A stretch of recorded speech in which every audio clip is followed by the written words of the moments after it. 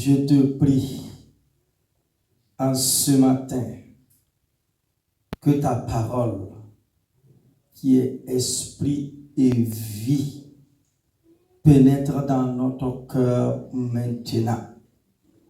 Parle-nous, car au commencement était la parole. La parole était avec Dieu et la parole était Dieu. Jésus. Pierre t'a dit un jour, à qui irions-nous? Car tu as les paroles de la vie éternelle. Seigneur, Seigneur, Seigneur, bénis ta parole. Bénis ton peuple maintenant. Et au nom puissant de Jésus-Christ de Nazareth, que quelqu'un dise Amen. Amen. Merci Seigneur. Gloire à Dieu. Tu es béni ce matin, mon frère, ma soeur. Veuillez vous asseoir dans la présence de l'Éternel Dieu. Et je vous invite à prendre vos Bibles avec moi. Est-ce que tu peux prendre ta Bible en ce matin? Gloire à Dieu. Je veux que vous me regardiez.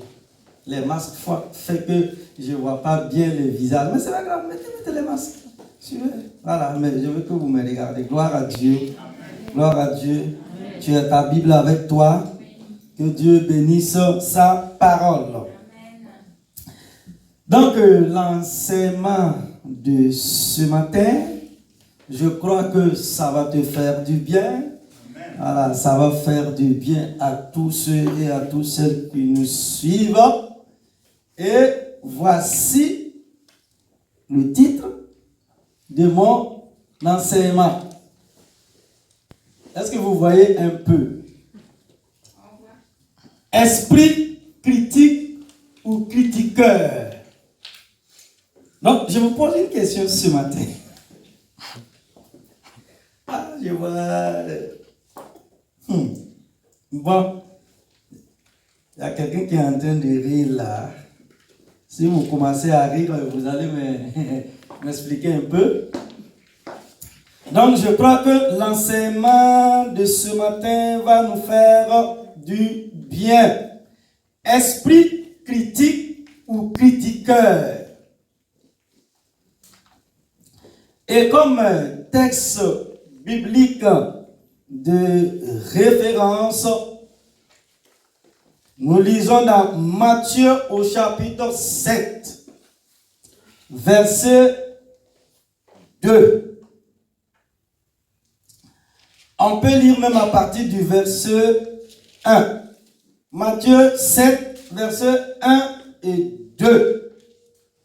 Là, c'est Jésus qui parle ici.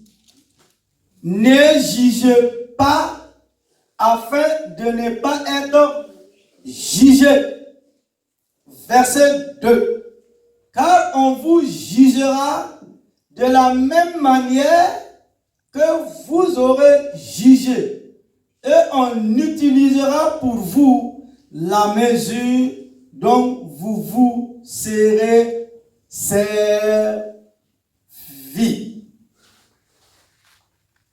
Amen. Amen. Le mot critique vient du grec christiko, qui signifie capable de juger, de discerner.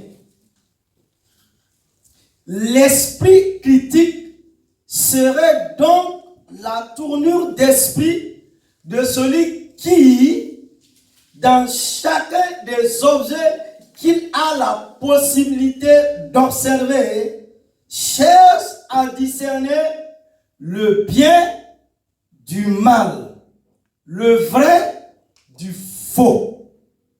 C'est donc plus une posture intellectuelle qu'une compétence.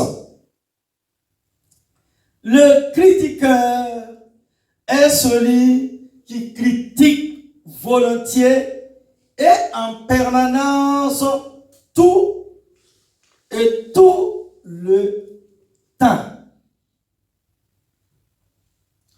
Le dictionnaire Larousse le définit comme celui qui a la manie de critiquer avec malveillance.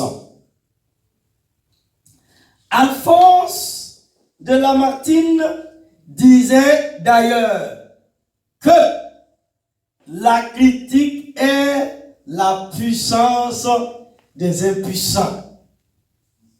Hello.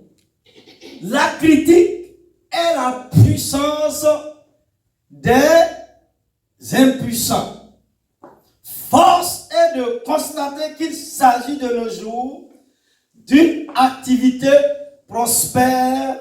C'est bon nombre de nos congénères, que ce soit en dehors de l'église ou dans l'église. Chacun d'entre nous devrait faire face à un moment ou à un autre de sa vie, aussi bien à la critique qu'au critiqueur.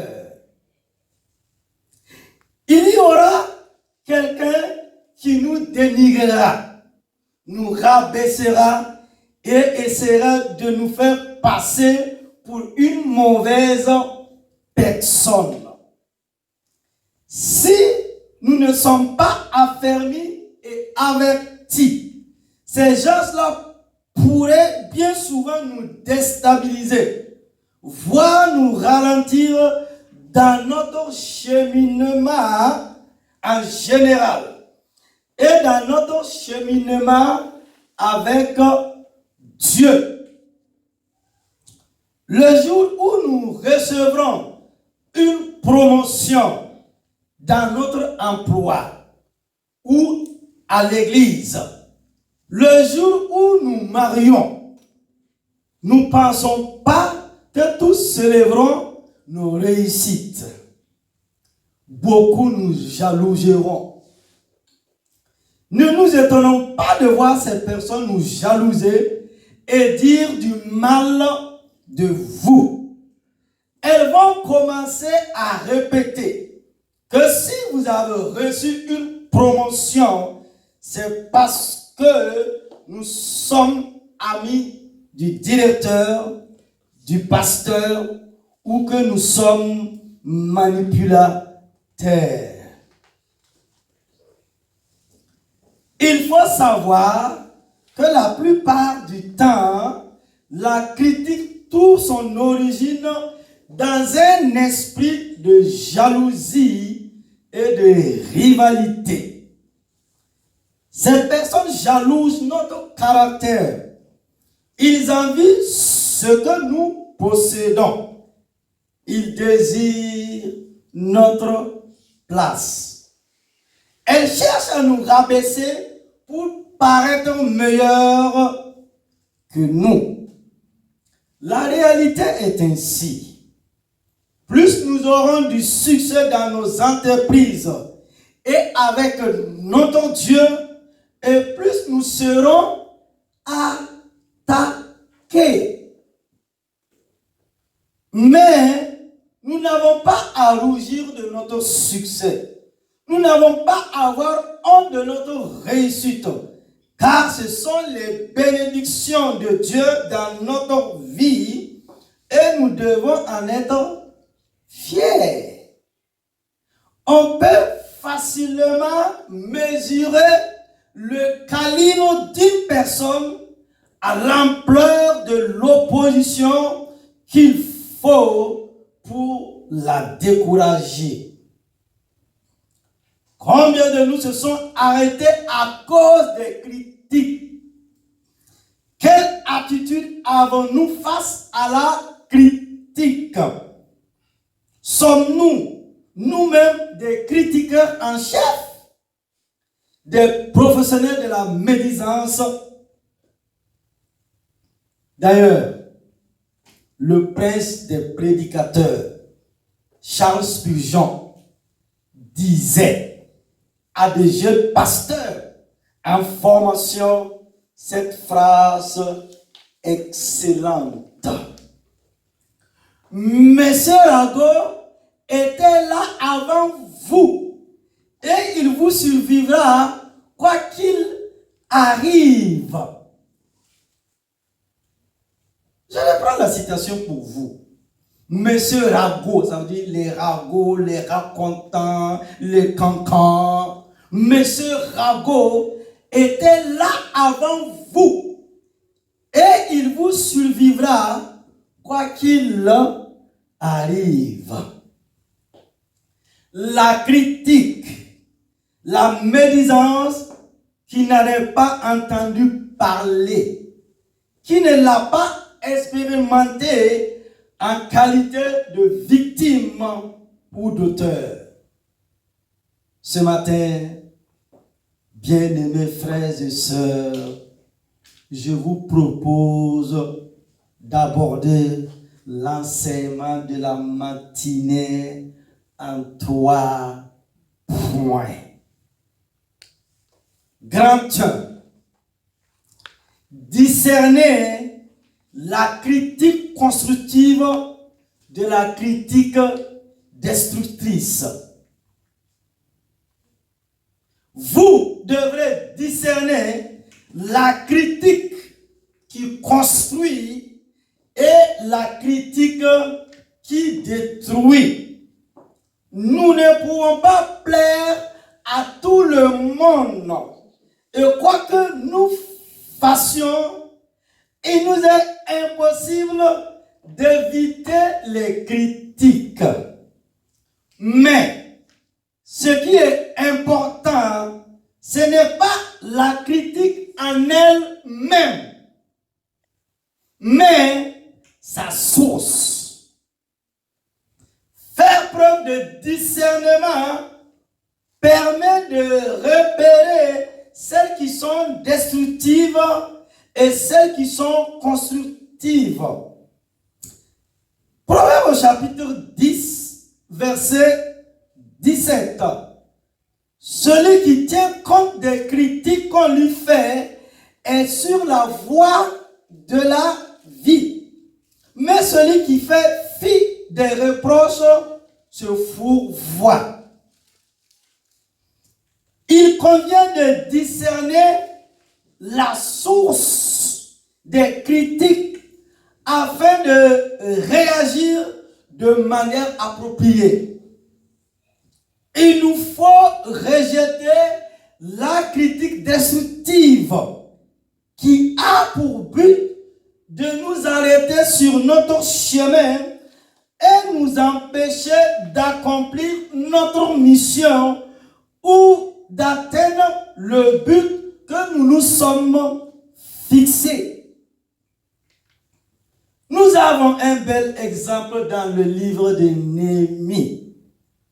Cet homme a eu à cœur de reconstruire les murailles de Jérusalem. Son positionnement est clair et sans ambiguïté. Il ne prend même pas la peine de se déplacer pour écouter ses détracteurs. Et nous lisons dans Néhémie au chapitre 6, versets 2 à 4.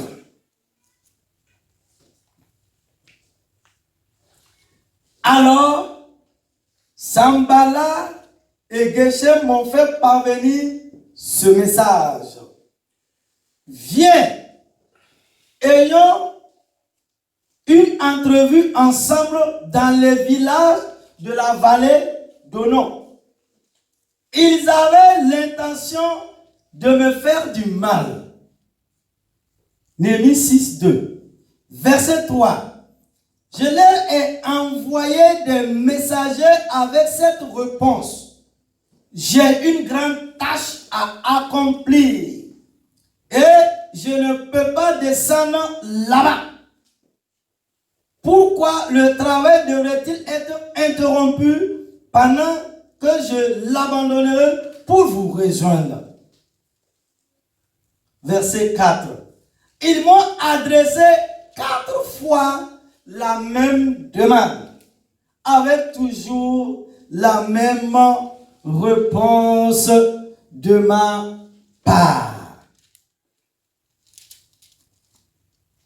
Il reste concentré sur son but, c'est-à-dire Néhémie.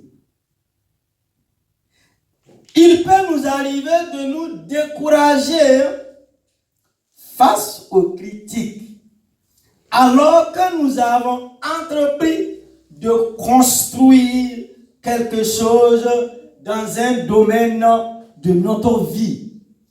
Comme Néhémie, nous devons nous ressourcer dans la prière et continuer notre tâche avec ceux que Dieu a placés à nos côtés. Dans d'autres circonstances, nous devons apprendre à accueillir la critique constructive.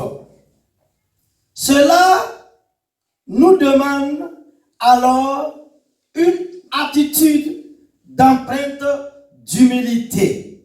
Ce type de critique vient d'une autre source. Elle vient de personnes qui nous aiment suffisamment pour nous dire la vérité en face dans l'amour. Nous avons besoin de ce type de critique pour nous remettre en question et acquérir une certaine maturité. Le but n'est pas de nous nuire, mais au contraire, de nous amener à être plus efficaces pour faire avancer le royaume de Dieu. À titre d'exemple, il y a eu au sein de l'église de Jérusalem des contestations concernant le soin apporté aux veuves des Juifs. Suite à cela, un nouveau partage des tâches fut établi par les apôtres. Et nous voyons cela dans Actes au chapitre 6, versets 1 à 7. L'objectif était d'être plus efficace. La critique constructive doit nous amener à réajuster ce qui ne va pas dans notre vie et nous permet de manifester une plus grande mesure de sagesse. Proverbe au chapitre 19, verset 20. Le Seigneur aussi corrige celui qu'il aime. Dieu corrige celui qu'il aime. Nous voyons cela dans Hébreux au chapitre 12, verset 6. Job au chapitre 5, verset 17. Nous avons tous besoin d'attendre des remarques sur les choses de notre vie qui nous empêchent d'avancer et qui ne sont pas à la gloire de Dieu. Le mot-clé de la critique constructive, c'est l'amour. Et encore, l'amour. C'est ce que le Seigneur Jésus nous dit dans Matthieu au chapitre 18, versets 15 et 16. Mon frère, ma soeur, Jésus dit quoi? Si un frère a péché, ou il est dans l'erreur, il faut le reprendre, mais avec amour, mais avec compassion. Jésus dit, réglez le problème entre vous deux. Et c'est quand ton frère ou ta soeur ne va pas être d'accord, tu peux avancer un peu pour avoir des témoins. Mais pas tout de suite l'inverser, l'accuser, parler derrière son dos. Quand on aime dire en Afrique, là, tu es en train de boire, tu es en train d'aspirer son sang. Au lieu de le critiquer, au lieu de le juger, il faut l'amener à un raisonnement. Tu le reprends avec amour. C'est ce que Jésus veut nous faire comprendre dans Matthieu 18, 15. Cette critique a pour but l'intérêt de l'autre et non pas celui de déverser sur lui nos propres irritations et frustrations. Et nous arrivons au grand 2.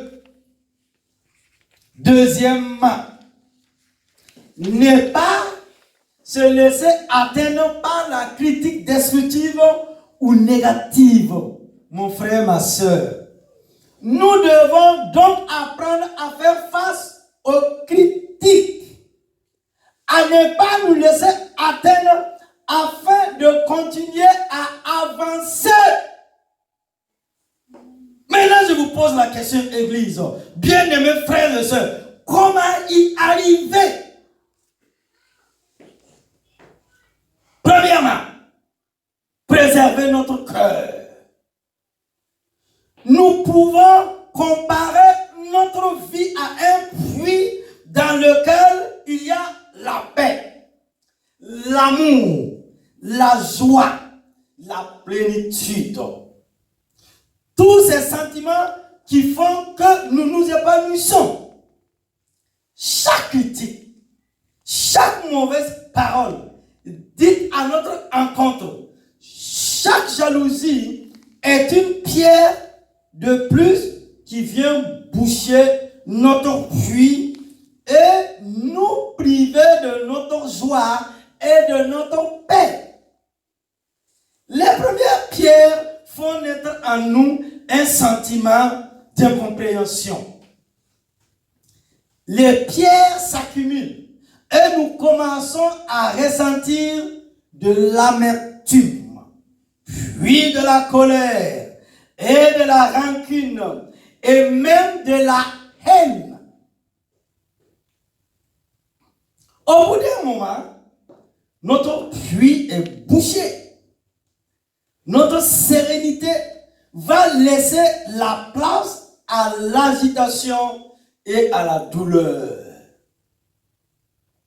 Ainsi, nous perdons notre plénitude avec Dieu. Nous devons apprendre à préserver notre puits au risque de perdre notre paix et notre joie. Bien souvent, lorsqu'une personne dit du mal de nous, au lieu de laisser passer, nous disons, tu as dit du mal de moi, je te le ferai payer. Tu vas voir. Je vais me venger. Mais chaque fois que nous agissons ainsi, c'est une pierre de plus qui vient s'amasser dans notre puits. Et si nous voulons que notre vie soit épanouie et qu'elle porte du fruit à la gloire de Dieu, nous devons avoir pour priorité de protéger notre puits et de garder un cœur serein. Je sais que ce n'est pas facile de rester indifférent lorsque quelqu'un dit du mal de nous. Ce n'est pas facile de rejeter ce sentiment de colère qui naît en nous. Nous aurions plutôt tendance à vouloir lui régler son compte. Mais, en agissant ainsi, nous cédons à la colère et à l'animosité. Et finalement, ils auront gagné. Ils auront réussi à nous déstabiliser et à nous ôter notre bonheur. C'est pour cela que nous devons veiller sur notre cœur et conserver cette joie intérieure qui est la source de notre épanouissement. 2. Secouer la poussière de nos vies. Secouer la poussière de nos vies. Jésus envoyait ses disciples dans les villes pour qu'ils enseignent quoi? La parole de Dieu. Il savait qu'à certains endroits, ses disciples seraient bien accueillis et que l'on s'occuperait d'eux. Mais il savait aussi que d'autres villes les rejetteraient, les critiqueraient et ne les écouteraient pas.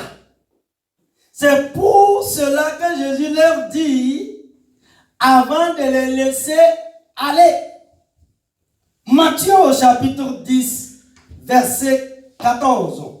Lorsqu'on ne vous recevra pas et qu'on n'écoutera pas vos paroles, sortez de cette maison ou de cette ville et secouez la poussière de vos pieds. Jésus n'a pas dit à ses disciples, hello, écoutez-moi. Jésus n'a pas dit à ses disciples, si tu entends des critiques, venge-toi. Il leur dit, secouez la poussière de vos pieds. En d'autres termes, laissez tomber toutes ces mauvaises paroles, n'y accordez aucune importance, mais au contraire, déchargez-vous et continuez votre route. Lorsque nous secouons la poussière de nos vies, c'est pour la purifier et en a ôté toute l'amertume et la colère qui nous empêchent d'être heureux et d'atteindre nos objectifs. Nous avons trop accumulé de poussière dans notre vie. Les critiques, les jalousies, les mensonges. Jésus nous appelle à secouer tout cela et à continuer. Car plus loin, il a d'autres objectifs pour nous. Troisièmement, laissez Dieu prendre notre défense. Hello, mon frère, laisse Dieu prendre ta défense. Ma soeur qui m'écoute en ce matin, Laisse Dieu prendre ta défense. Face aux critiques, ne serons pas à l'esprit de vengeance. Ne nous abaissons pas au niveau de ces lanceurs de pierres. Est-ce que tu m'entends? Ne nous abaissons pas au niveau de ces lanceurs de pierres. Mais nous devons laisser Dieu nous défendre. C'est à lui de nous faire justice et non pas à nous. Paul nous dit dans Romains 12, 19, ne vous vengez point vous-même, bien-aimés, mais laissez agir la colère, car il est écrit, à moi la vengeance, à moi la rétribution, dit le Seigneur. Si nous ne prêtons pas attention aux critiques, alors Dieu pourra combattre à notre place. Il est notre meilleur bouclier et sa justice ne fait jamais défaut. Face aux critiques, face à la calomnie, mon frère, ma soeur, Dieu est ta justice. Et la justice de Dieu ne fait jamais défaut. Laisse Dieu te venger. Toi-même, tu le sais. C'est des mensonges. C'est la calomnie. C'est les insultes. Laisse Dieu se lever dans ta vie. Amen. Voilà une femme qui a été critiquée. On a dit tellement de choses sur elle, sa co-épouse. Mais elle savait, c'est Dieu, sa justice. Dieu seul sait pourquoi il n'a pas encore mis enfant dans son sein, dans son ventre.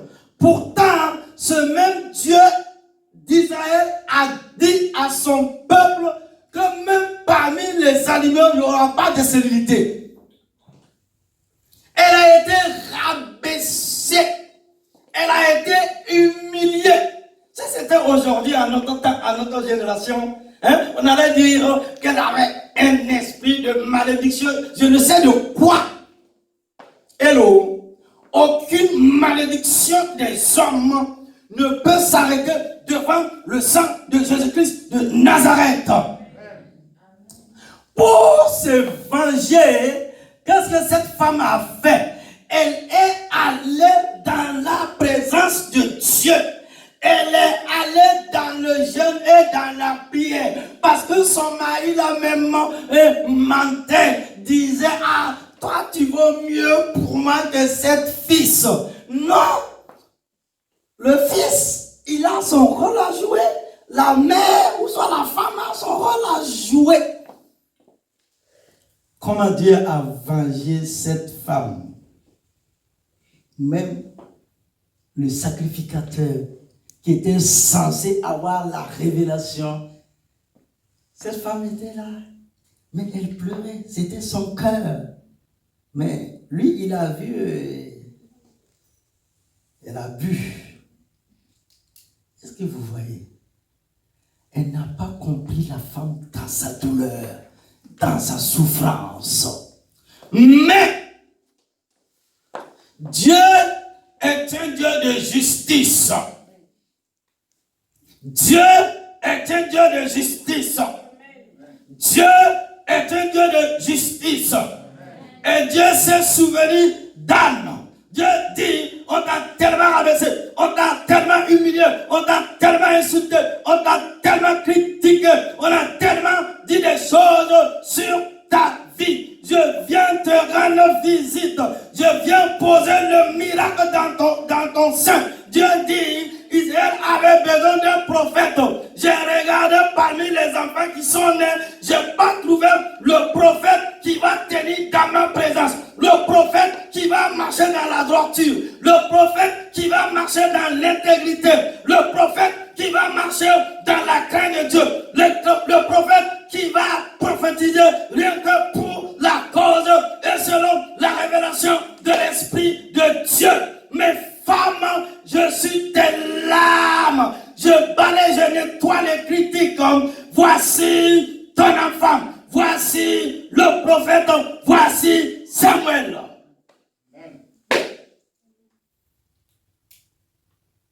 C'est ce que Dieu va faire dans ta vie. Amen.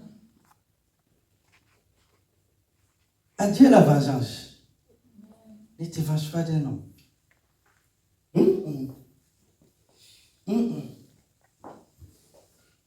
C'est ce que j'ai appelé la voie de la faiblesse. Il est ta justice. Il y a ce qu'on appelle la justice divine. Et ça ne ment pas. On ne peut pas tordre Dieu. On ne peut pas manipuler Dieu. Dieu est Dieu. Quatrièmement, demeurer dans le plan de Dieu. La critique peut nous éloigner du plan de Dieu lorsque nous vivons en fonction des critiques et de ce que pensent les gens. Nous courons le risque de ne pas accomplir la destinée de Dieu. En cherchant à plaire au monde, nous oublions d'être agréables à Dieu. Cette attitude peut étouffer les projets que Dieu a mis dans notre cœur. Et même en agissant ainsi, il est impossible d'échapper aux jalousies. Même en étant le plus aimable, il y aura toujours des personnes qui parleront mal de nous. La critique est l'un des outils les plus efficaces utilisés par l'ennemi pour nous détourner de nos objectifs.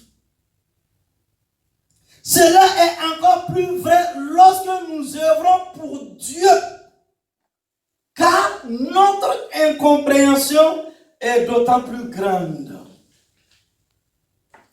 Mais en nous laissant décourager, nous pénalisons aussi l'œuvre de Dieu et nous gâchons notre destinée. Prenons l'exemple de Paul, un grand apôtre. Il permit à l'évangile de se répandre rapidement. Mais il fut très critiqué en raison des persécutions qu'il avait menées auparavant contre les premières églises. Il aurait pu écouter les critiques et se laisser décourager par ses accusateurs. Mais il choisit d'accomplir l'œuvre à laquelle Dieu l'avait appelé. Il ne se laissa pas atteindre ni distraire par tout ce que l'on pouvait dire à son sujet. Le plus important pour lui, c'était de servir Dieu.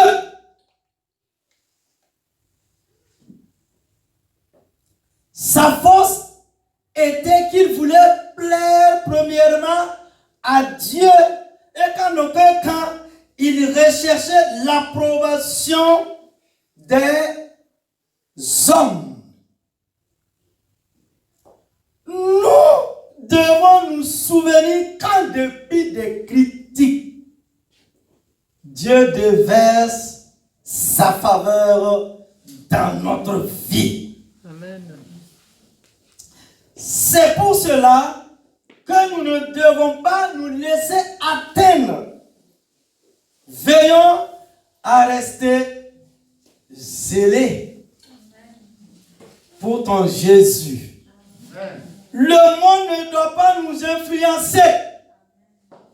Puisque Ésaïe 54, 17 nous dit que toute âme, toute critique, toute mauvaise parole prononcée à notre encontre seront sans effet. Hello.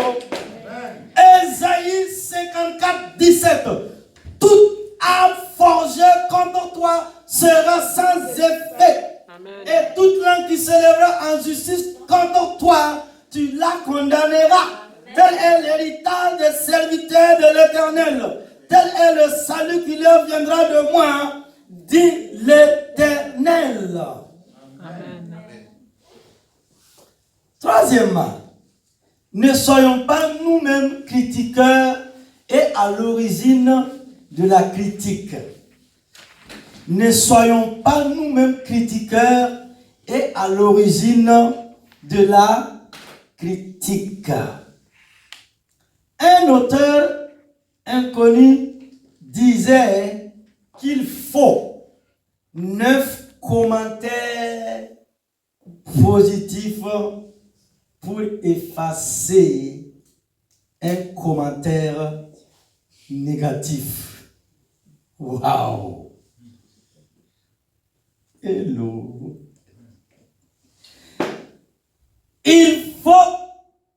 Qu'il faut 9 commentaires, 9 positifs pour effacer un commentaire négatif.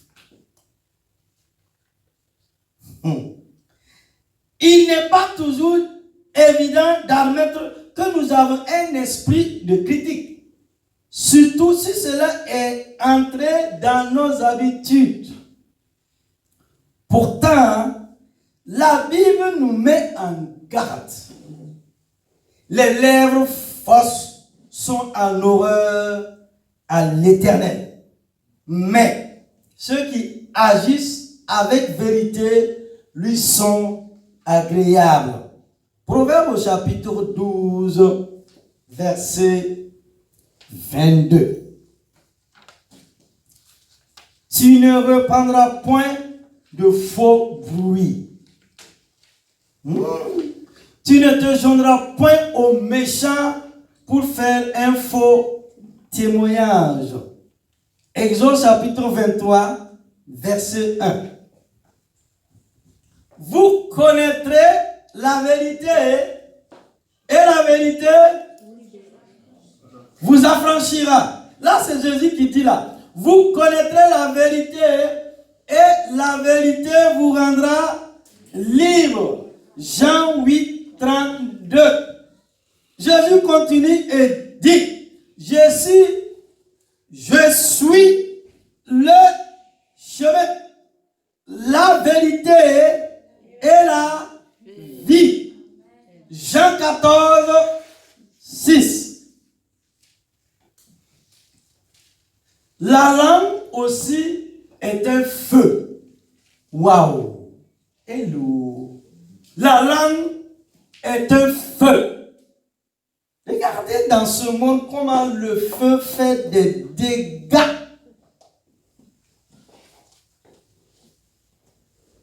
C'est le monde de l'iniquité. La langue est placée parmi nos membres, souillant tout le corps et enflammant le cours de la vie, étant elle-même enflammée par la gêne. Ça veut dire par l'enfer. C'est pas moi, hein, c'est le pasteur Jacques qui dit dans son livre. Jacques au chapitre 3, verset 6. C'est du jugement dont vous jugez qu'on vous jugera. De la mesure dont vous mesurerez qu'on vous mesurera. Matthieu 7, 2. Avant de se lancer dans une critique, il est bon de se poser quelques questions. Hello, quel est le vrai but de ma critique? Et qu'est-ce que j'espère accomplir? Une critique préparée, faite avec amour et respect. Une critique donnée au bon moment, dans un but précis, ne peut qu'être bénéfique. Et même moi, serais-je prête à recevoir une telle critique?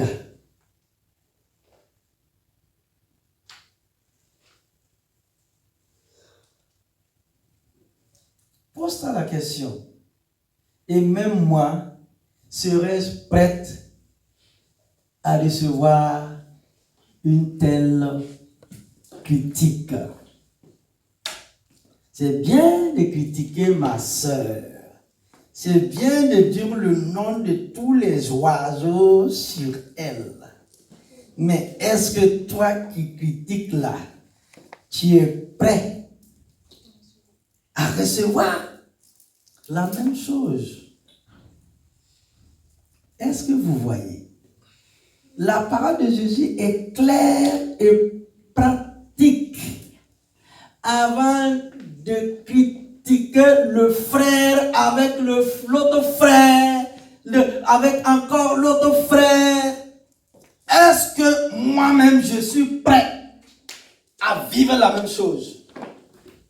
Dans le cas contraire, qu'est-ce que je dois faire? Je ferme ma bouche.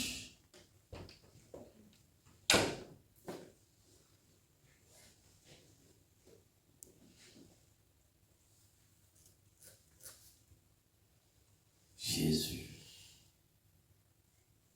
Au lieu de l'aimer, au lieu de prier pour elle, de la conseiller, je critique, je juge. En cette année finissant, que Dieu nous fasse la grâce. Que Dieu nous aide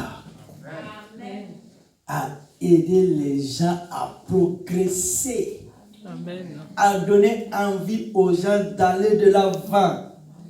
Avoir le langage du ciel. Savoir apprécier ma soeur, mon frère. C'est ce que Dieu nous a appelés à accomplir sur cette terre des hommes. Si nous n'y prenons garde, la critique et le cynisme non seulement ne reflètent pas la volonté de Dieu, mais finiront par nous détruire nous-mêmes. La critique rend imperméable à la joie, à la satisfaction. Les autres préféreront vous éviter et leur amour pour vous finit par se tarir dans leur cœur. En effet, à cause de cet esprit de critique, il nous sera très difficile de trouver l'amour, l'empathie et le soutien nécessaire pour guérir de nos blessures émotionnelles qui nous ont poussés à devenir ce critiqueur en chef. La cryptologie. Et ce critiqueur en chef. Parce que plus personne n'aura envie de vous côtoyer. Mais, bien-aimés, frères et sœurs, je veux ce matin rassurer un frère, une sœur, un ami, pour lequel la critique était devenue une passion, une seconde nature. Il est possible d'en guérir et de s'en sortir, car Dieu, dans son amour, peut nous guérir de tous nos maux. Amen.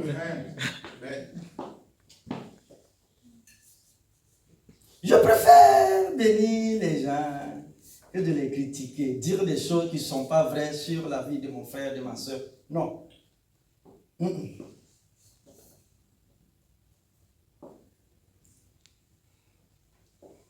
Cher ami, voici quelques pistes pour que tu puisses t'en sortir. Ne critique pas. C'est. Mets-toi au service de Dieu. Il te modélera comme il le voudra. Ne critique pas. Prie qu'il te délivre de ses mauvais penchants. Ne critique pas. Confesse et remplace tes critiques par des pensées et des paroles bienveillantes. Et qu'est-ce que l'apôtre Paul nous dit ici? Ne critique pas. Confesse et remplace tes critiques par des pensées et des paroles bienveillantes. Éphésiens au chapitre 4, verset 29. Suivez avec moi. Éphésiens 4, 29. Qu'on n'attend pas de paroles grossières, de propos stupides ou équivoques. C'est inconvénient. Mais plutôt des paroles de reconnaissance.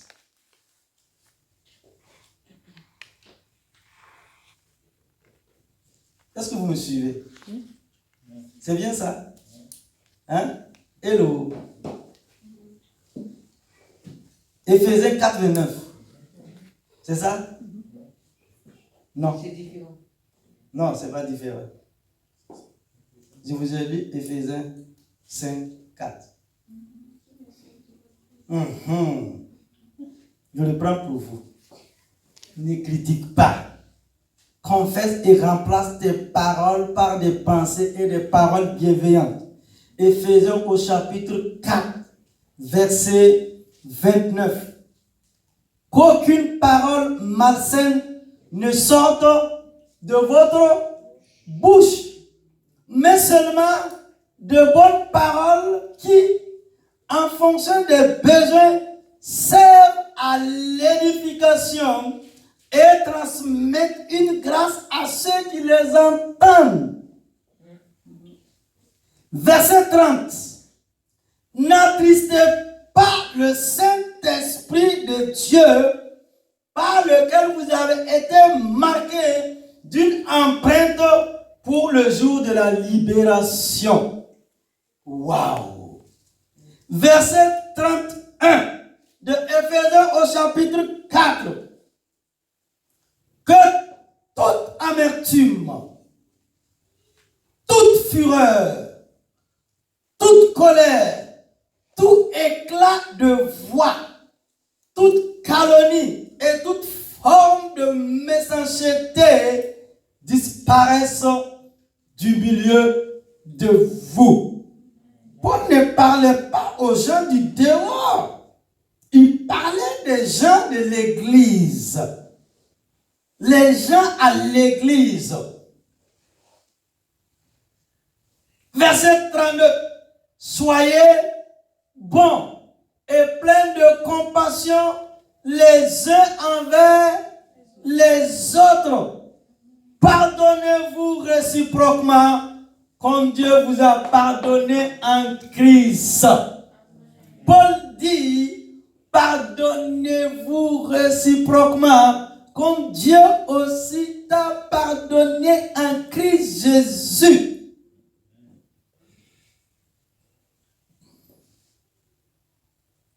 Ne critique pas. Aime. Demande à Dieu de te donner un cœur miséricordieux envers les autres comme le sien. Demande-lui de t'aider à voir le potentiel qu'il a mis en chacun et en toi aussi.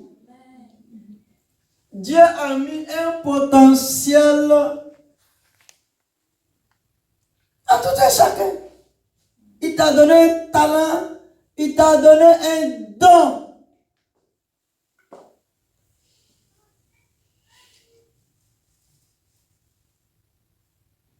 Sois content de ce qu'il a mis en toi. Et aime.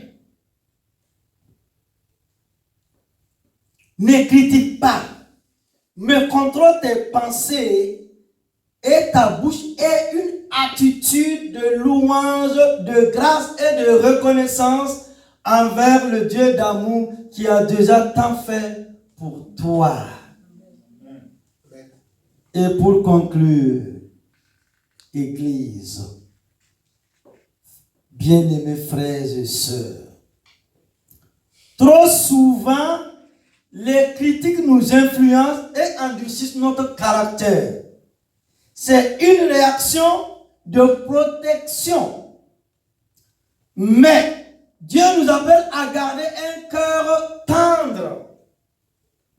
Nous devons le protéger en le faisant surpasser les jalousies, en le rendant inaccessible aux critiques, mais ouvert à l'amour. Veillons à ne pas le remplir de pierres. Faisons attention à ce que rien ne vienne ôter notre joie, notre paix et notre bonheur, et que Dieu bénisse sa parole au nom de Jésus-Christ de Nazareth. Amen. Amen. Amen. Tiens-toi debout, mon frère, ma sœur.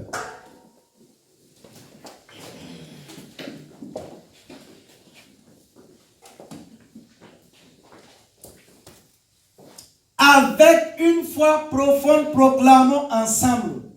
Éternel mon Dieu. Éternel mon Dieu. Ça commence à venir là. Éternel mon Dieu. Éternel mon Dieu. Tu m'appelles à ne pas être moi-même un critiqueur. Tu m'appelles à ne pas être moi-même un critiqueur. Et à comprendre que quoi que je fasse, je ne pourrai éviter la critique. Apprends-moi à ne regarder ni aux critiques, ni aux jalousies, ni aux mensonges. Apprends-moi à ne regarder ni aux critiques, ni aux jalousies, ni aux mensonges. Apprends-moi à ne regarder ni aux critiques, ni aux jalousies, ni aux mensonges. Apprends-moi à ne regarder Ni aux critiques, ni aux jalousies, ni aux mensonges. Aide-moi à toujours avancer afin d'accomplir ce que tu attends de moi. Aide-moi à toujours avancer afin d'accomplir ce que tu attends de moi. Que ces critiques n'endurcissent ni mon caractère, ni mon cœur. Que ces critiques n'endurcissent mon caractère, ni mon cœur.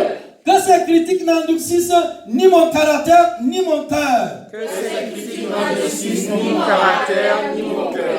Au nom de Jésus. Au nom de Jésus. Au nom de Jésus. Au nom de Jésus. Au nom de Jésus. Au nom de Jésus. Élève ta voix et rends grâce à Dieu pour la parole que tu viens d'entendre. Élève ta voix.